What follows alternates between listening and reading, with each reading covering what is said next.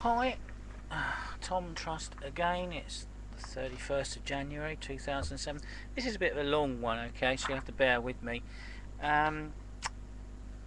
If it was discovered that our government gave £15 billion a year to an organisation whose auditors had refused to approve its account for 12 years in a row, one might expect this to blow up into a scandal to make the Enron affair look petty.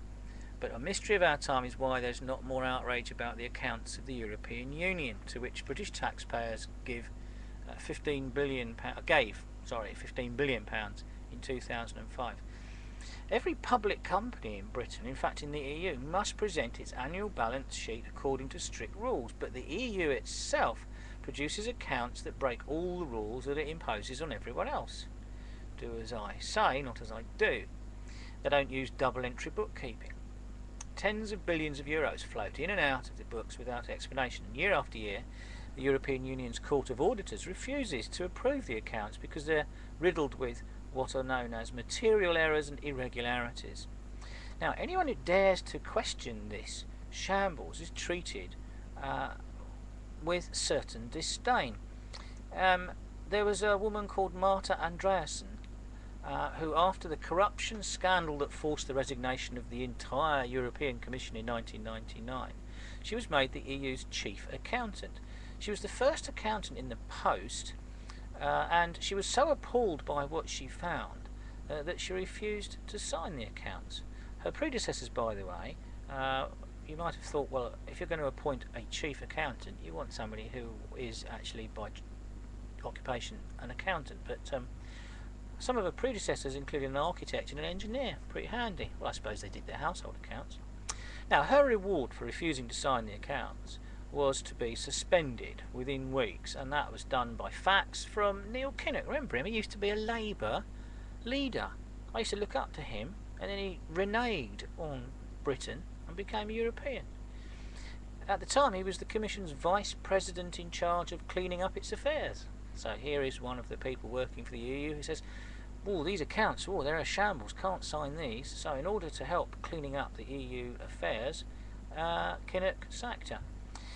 Last summer, she was among those invited to give evidence to a House of Lords committee on the management and audit of European Union expenditure accounts. She was politely tolerated by a committee that was largely pro-EU. Then Lord Kinnock turned up, and he dismissed everything she'd said. And his picture was so distorted that Mrs. Andreasen had to send the committee a whole series of factual corrections. Someone impressed by Mrs. Andreasen was Andrew Hamilton, an Edinburgh accountant who organised 2 meetings in Edinburgh and Birmingham for her to put her case to hundreds of accountants, lawyers and other professionals, and they were horrified by her picture of untraceable payments and bank accounts with no ascertainable controls or signatories. Mr. Hamilton decided to download the 139 pages of the European Union's 2005 accounts and the accompanying 228 pages of the Court of Auditors report, and he found it just as bad as he had been told it would be. They gave the European Union's operating revenue for the year as a huge sum of money. It was impossible to discover where most of it had come from or gone to, because the accounts don't use double entry, a bookkeeping system that would be used by any corner shop. It is possible to work out that the average salary of the Commission's 22,657 employees is about €159,000, which is what, I don't know, about £100,000. That's the average. The accounts that the Commission produce don't even provide such basic information as to how much each country pays in and takes out. Even more astonishing than the EU's inability to apply basic accounting rules to itself is its ruthlessness in protecting this corrupt system from investigation. Mrs. Andreasen was sacked.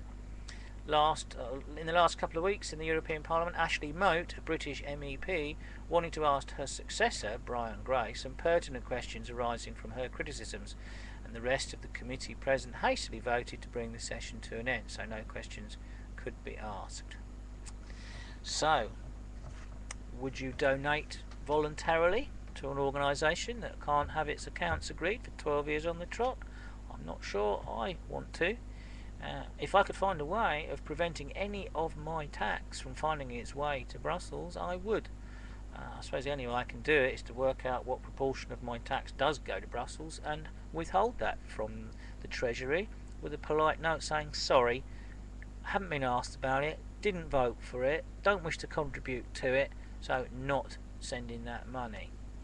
Wouldn't it be lovely if everybody who felt the same way did the same thing?